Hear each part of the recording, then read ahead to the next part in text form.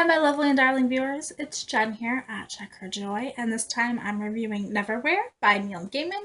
This is urban fantasy set in London in the 1990s. It focuses on Richard Mayhew, who discovers this whole nother world that exists below London. Listen to the audiobook for this, which is narrated by Neil Gaiman and is amazing, and I don't know if that actually changes my opinion of the book at all. So our main character is Richard Mayhew.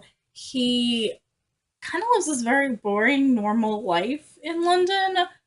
He works in an office. He has the fiance that he's engaged to because she told him it was time. She's kind of bossy, and I really hate his fiance, Jessica, actually. At first, I didn't really like him as a character, and he's very weak. Luckily, as the book progresses, he does have some character development. He's still not one of my favorite protagonists ever, but he becomes decent and at least enjoyable. One night when he's on a date, he comes across this young girl who is bleeding in the street and obviously needing of help, and he stops to help her, and she keeps saying stuff like, "Don't take me to the hospital." So he takes her back to his flat. This does two things, which is A, pisses off Jessica, which I am super love. That's like one of my favorite parts of this book.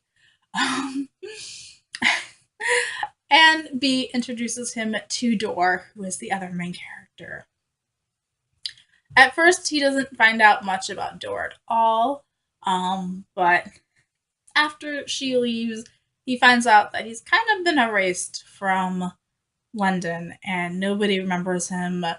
He loses the apartment because the landlord just forgets that there's somebody living there and leases it out to somebody else. He doesn't have a job anymore because nobody remembers that he was there. So Richard descends into the underground to try to find Dor and figure out how to get his life back.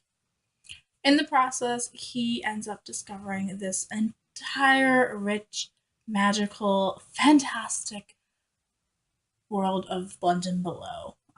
There are people living in the sewers and the underground, and they have this kind of medieval life going on where they vow their allegiance to baronies. Dor becomes important because she's the last member of this House of the Arch. Her family has the ability to open doors and find doors that didn't exist, and pretty much if it can be opened, she can open it. It's really cool, and it's a very rare power, and Dor's the only one left in the London below that can do this, so she becomes pretty important. And so the other characters we have are Mr. Kroop and Mr. Vandermeer, who are the people who murdered the rest of Dor's family. And as Dor's trying to figure out who's responsible for her family's death, these guys are still tracking her. Mr. Kroop and Mr. Vandermeer are interesting characters because they're so dark, and part of me loves them for that. Like, they unabashedly love killing people and these darker things. Among the people helping Dor on her quest are the Marquis de Carabas, who owes Dor's father a favor and is very big at negotiating for power and favors. The underground has a system of bartering, which is really cool too, instead of money. Like, if you want something, what can you give me? And what they value isn't always what we expect from living above. Something that might be worthless up here might have a ton of value in the underground. We also have Dor's bodyguard Hunter, who is this fierce warrior. She's a girl, so not exactly what you're expecting in the first place. And she's killed all these beasts, like this giant alligator king in New York. It's really fun. There's a lot of different things happening in this book, and I really love exploring the underground where things are kind of topsy-turvy. They're similar. It exists parallel to our own world. It's just below the surface. But what is valued and what's important down there isn't what's valued and what's important up here, and I love seeing the differences. I also love the imagination in this. Like, one of the things is, like, at the underground stations, some of them have, like, literal translations going on here. Like, there is actually an Earl holding court at Earl's Court. So this book has kind of a slow start. It took me a while to, like, really start enjoying it. So if you're not sure after, like, the first couple chapters, stick with it.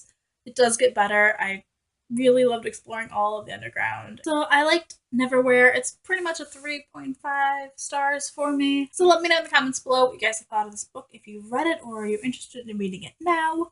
What other Neil Gaiman books do I need to read next? or similar books in the genre. So yeah. Peace out. I love you guys and keep reading. Bye.